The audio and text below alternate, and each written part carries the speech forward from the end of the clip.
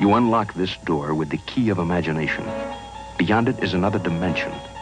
A dimension of sound. A dimension of sight. A dimension of mind. You're moving into a land of both shadow and substance, of things and ideas. You've just crossed over into the Twilight Zone.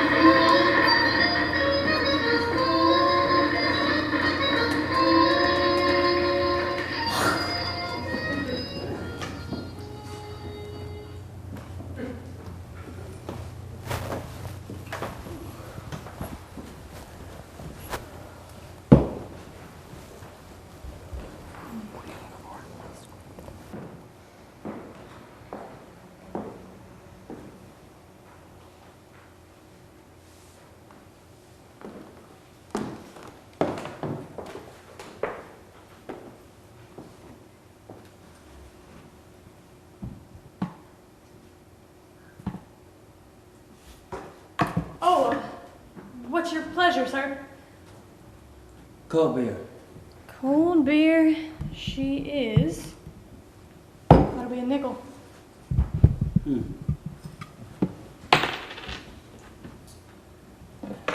What sort of town you have here? What's that? Oh, I was just remarking about your town. It's such a nice, quaint, beautiful little town. But it's the name that really gets me. Happiness, Arizona. Yeah. Happiness, Arizona. Huh. Let's see. She's been called that about 10 months now.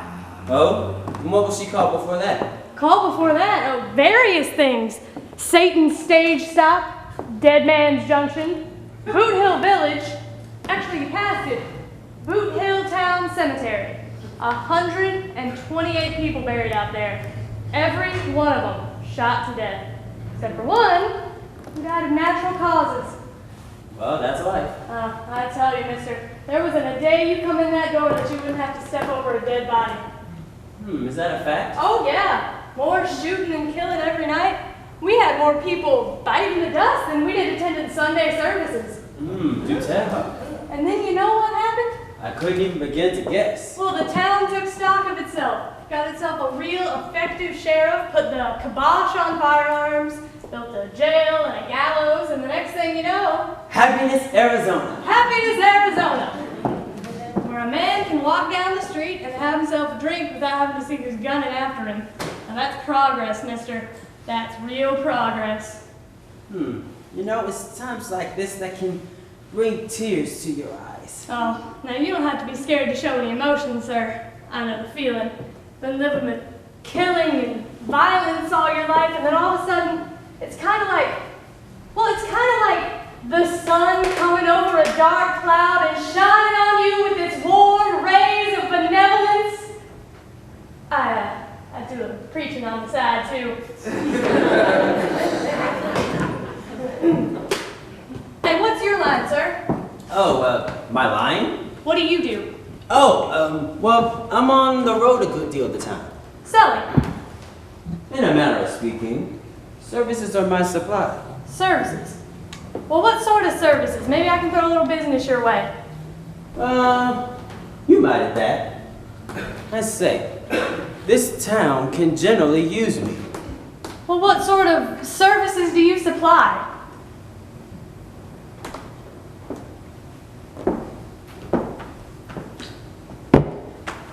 I bring back the dead.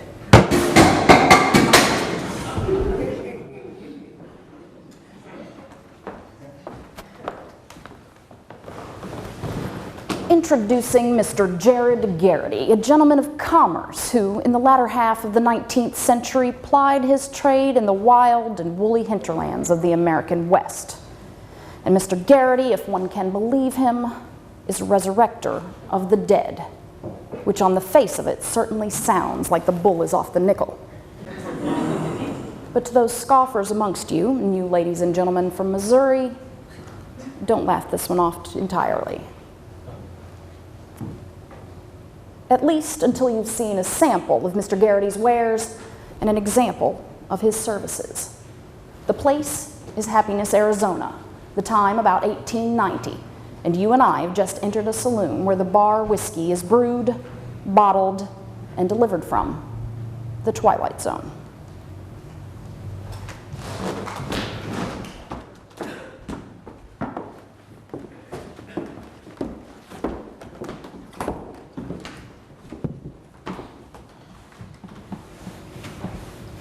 What did he say his name was? He didn't say.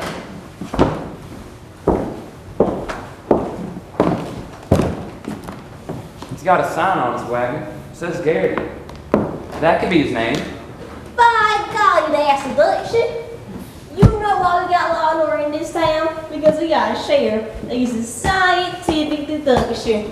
I wish I thought of that. If you don't know a fellow's name, you just look at his wagon. Well, not loud. That's really no great shape of a deduction. But it does point out the fact that you can't stop thinking on this job. It's really kind of a think proposition. Now, some men depend on this all the time when they should be using the old bean. By golly, nobody could be righter. And when you use the head instead of the gun, you save money on bullets, burials, and labor.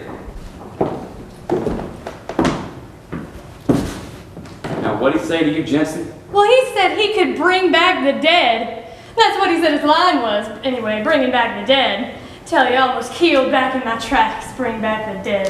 I'm thinking he's either a lunatic or he's trying to gull me. And that's when I ran over to your office and got you, Sheriff. Yeah. And when we come back, he gone and left town. Probably figured you'd gone after the sheriff and decided to get out of town. By golly, that's good reason, Sheriff. That's just what he's done. He's obviously some sort of con man, and when he saw Chance in here leave the saloon, he knew he was going out the law, man. So he felt he was in trouble, and he got out of town. Now, that's a very fine piece of deduction. Except, how comes he left his wagon? Gooberman, you are a very embarrassing man to have around. Why do you ask a question like that for? How's come he's left his wagon? How's come he's left his wagon? How come he did leave his wagon? Sheriff?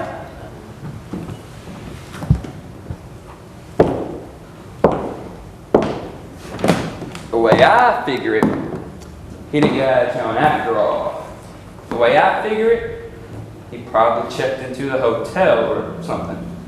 By golly, that's just what he's done. You're exactly right. You got a job here for the rest of your life. If I've got anything to do with it. Jason, give the sheriff a drink on me. You're a real sport, Laughter. That's real kind of you, Lou. Real kind. Yeah, real climb.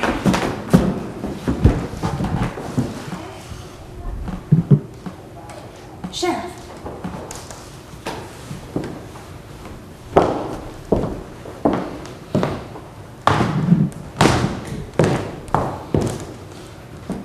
You're, Mr. Gary? That's my family name. Your wagon outside? Yeah, that's my wagon. The one that says Garrity on it. That's my family name. Well, Miss Jensen here says that you bring back the dead. Now, that's what you might call a figure of speech, ain't it? You don't actually bring back the dead. On the contrary, that's exactly what I do. Bring back the dead. Well, you wouldn't mind telling us how you go about doing this, would you? Well, no offense, Sheriff, but, oh, bartender. Please. You see, it's similar to a professional tracing. You know, kind of like a magician. Now, a magician doesn't reveal how he does his tricks. Thank you. And I don't tell how I bring back the dead. But I do. You see, the fact is, folks, I've heard about your little town here. 128 dead up in Boot Hill. Happiness, Arizona, with the biggest cemetery west of Chicago. And all of them departing the earth with such unspeakable violence. All but one. And that was my dear wife's health. Rest her soul. A fine, healthy, strapping woman of 247 pounds. But not an attractive money. And suddenly, I lost her. And that's why I drink.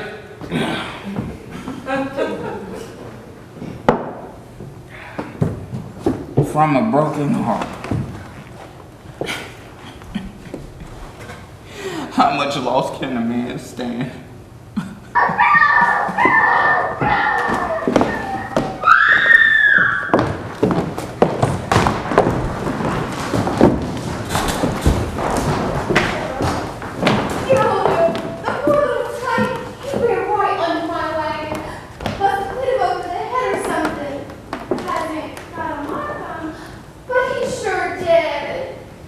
Well, it's accidental animal homicide.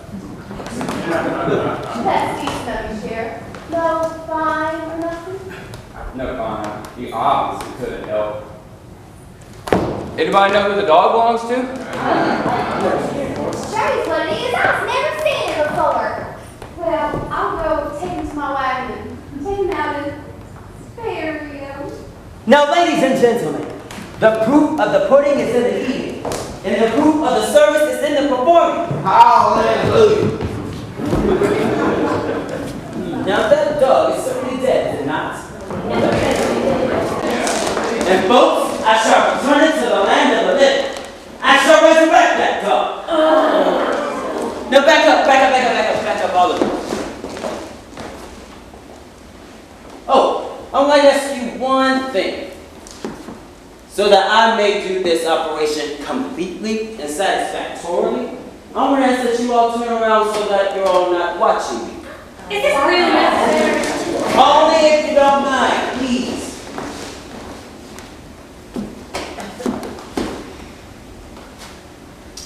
Oh, man. Oh, dog, man. Oh, dog, man.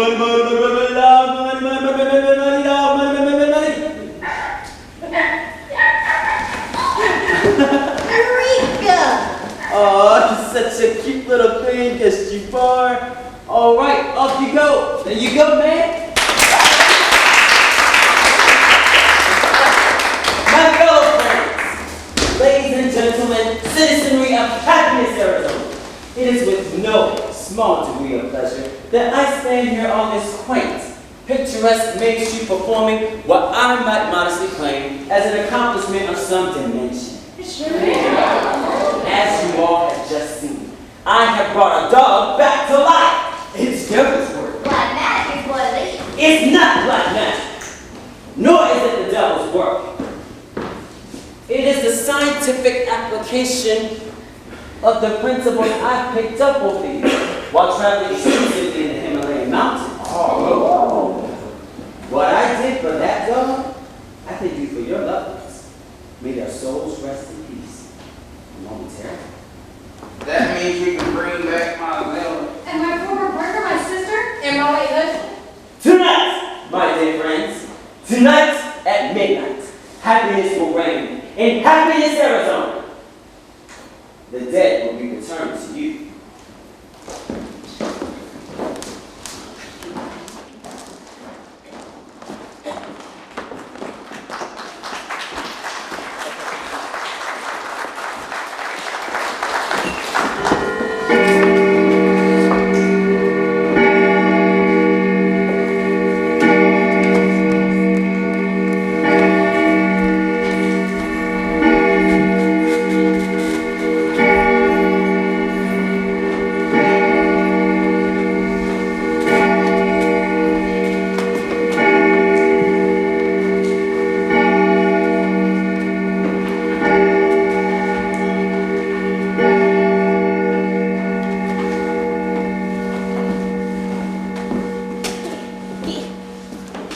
He's still up at that cemetery.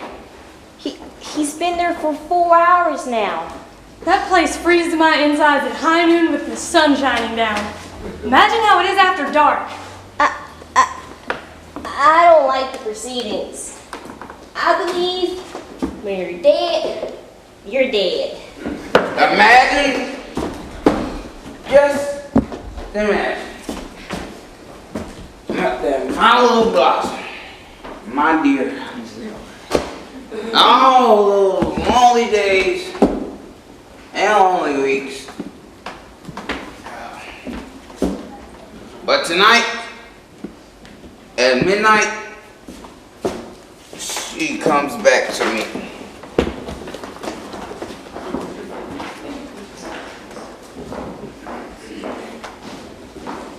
Good evening, folks. Good evening to you all. Whiskey, please. You know, the cosmic impulses tonight are incredible. Absolutely incredible. I've just been up on Boot Hill. All finished up there now? All finished. They'll come filing down any moment now. I had a schedule too. I hadn't gone 5 minutes into the ceremony before the earth started to heave. Mighty anxious folk living up there. Mighty anxious. I bet it do your body good to see them wiggling around under the sod, just like happy colts raring to face life again.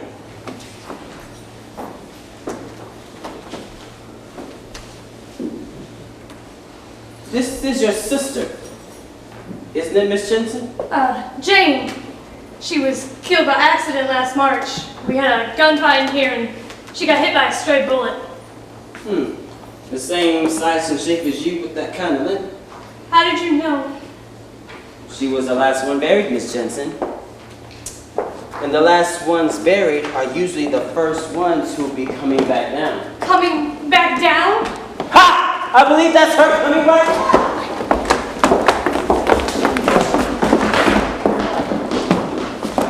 Ah, Miss Jensen, it is your beloved Sister Jane, and a more decent, honorable citizen never puts a cork from a bottle, so I'm told. Mr. Garrity, she was a low-down thieving skunk. She spent more time tapping the till and stealing whiskey than she did waiting on customers. Why, Miss Jensen, you dishonor the girl. And here she comes, returning from the grave. Now, after that unfortunate accidental bullet that caught her in between the shoulder blades. Mr. Garrity, what do you charge to bring back these dead people? Room and board. But my major source of income will be the pleasure I derive from bringing happiness to my fellow. Well, how would you like to increase that source of income? I'm afraid you'll have to speak a bit plainer, Miss Jensen. What would it take to put her back on the hill? My sister, I mean.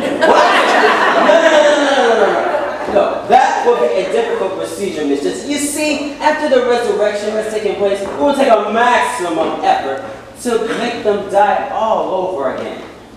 Well, would $100 help the effort? Shall we say 1,000? What does 500 do for you? It warms me a little, but I still feel a little drafty. Let's set up for 750, shall we? It's Jane. It's a deal. She disappeared. She just went and disappeared. She was walking towards us, and I would have bet my money it was your sister Jane. And then she was walking towards us, and then she just disappeared. Well, that's life, but don't worry, she'll be followed by all the others. All the others? Yes, including your beloved wife, Mr. Huberman. Your lonely hours will be a thing of the past. Pretty soon, your wife Zelda will be back to share your life with you and give you back your peace of mind. No. What I mean is, Zelda was the fall woman. But on 6 different occasions, she broke my left arm. And this thing's been in the cast so many times that I developed a list. Your point, Mr. Huberman?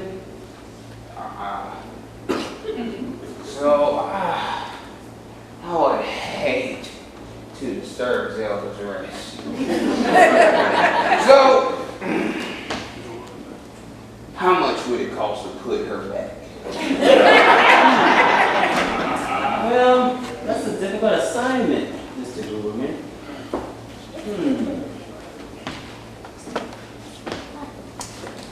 $500. For me, it was $750. I'm ashamed. I'm truly ashamed. Jensen, your dear sister, and Goodman, your dear wife? As a public official of this town, I'm humiliated. Absolutely humiliated. I don't blame you this year. And it perceives me immediately that you're made of sterner stuff. You know, I didn't see you quaking your boots just because Lightning Peterson will be one of the duties at party who'll be returning this night. Lightning Peterson? You killed Lightning, didn't you, Jim? Lightning Peterson. Peterson was the fastest gun in history. Balderdash. Ha, I say balderdash. You killed him in what seemed to be an honest showdown. And if the incarceration hasn't taught him anything, well, you can do it again. Something wrong here? You mean you're gonna resurrect that gun? Well, it was a mass operation. You know, as a matter of fact, Sheriff, it can also give you a marvelous opportunity to dispel those ugly rumors I've heard that you actually shot Peterson in the back late at night while he was alone and unarmed. And you had 6 deputies alongside of you. 7.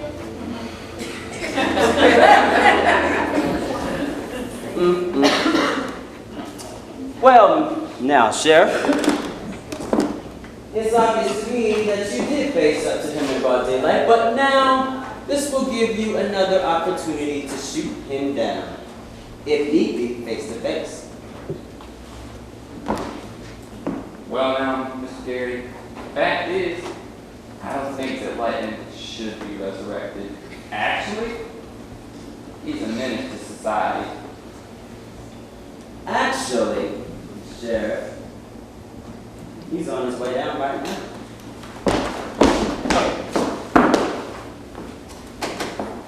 Well now, I wouldn't mind facing up to him again.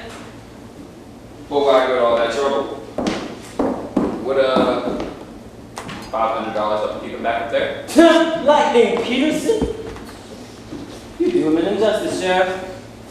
He was quite a lad with the gun. And mighty active at that. No. This will be a $1,200 job.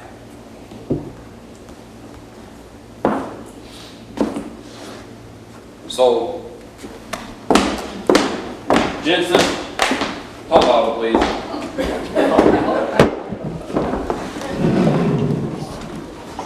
Happen to see his crying little man out there, kind of gimlet-eyed? His name?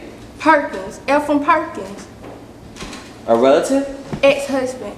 And no retired man ever squeezed a silver dollar. You see, the thing is, I'm married again. And truth be known, I never did care for Ephraim while he was living.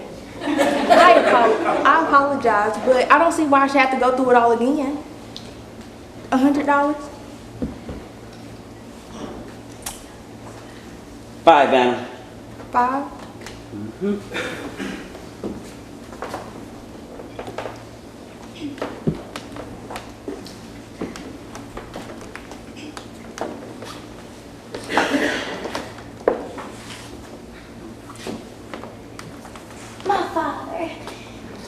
My father-in-law, he's a big man. Even an icy bear with a bullwhip. I just don't see why he should. No. Shh. Oh, thank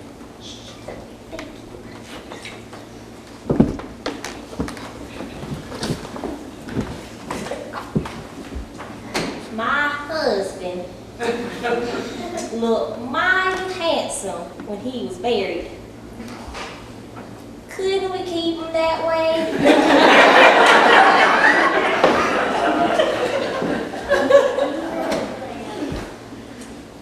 Bye, madam. And the rest of you, you can put your names right here. The amount's $500. Yep. Bye.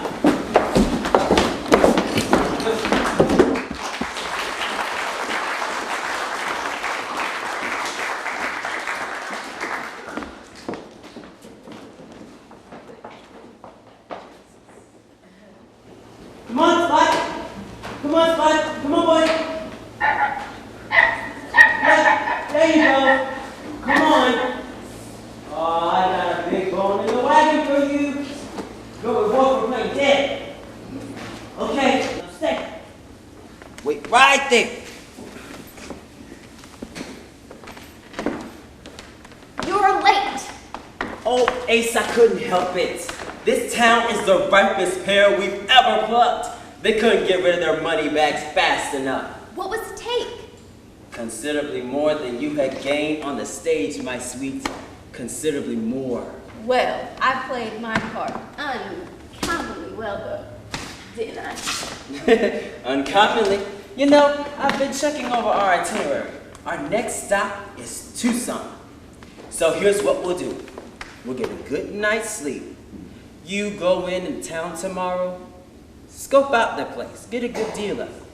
We'll see which one of the dearly departed you can imitate tomorrow night.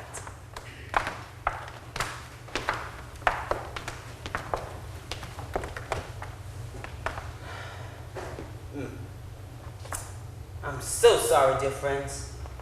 So sorry that I could not perform what I laid claim to. So rest in peace. All of you. Well, let's go. Get up.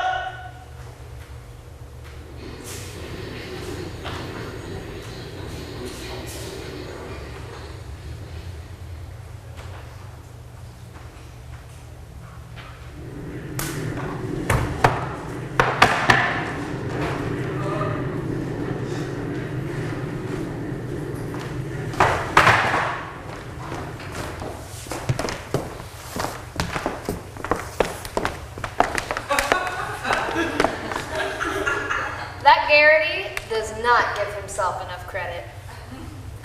The gal that played me was not worth a darn, but that Garrity can do a job of resurrecting. Now I have got to get back into town.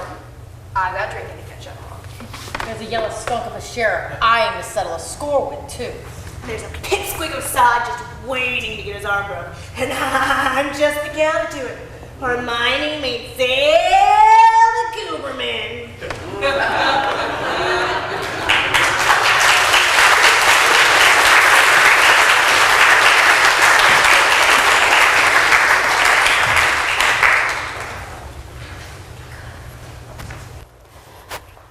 Exit Mr. Garrity, would-be charlatan, make-believe con man, and a sad misjudger of his own talents. Respectfully submitted from an empty cemetery on a dark hillside that is one of the slopes leading to the Twilight Zone.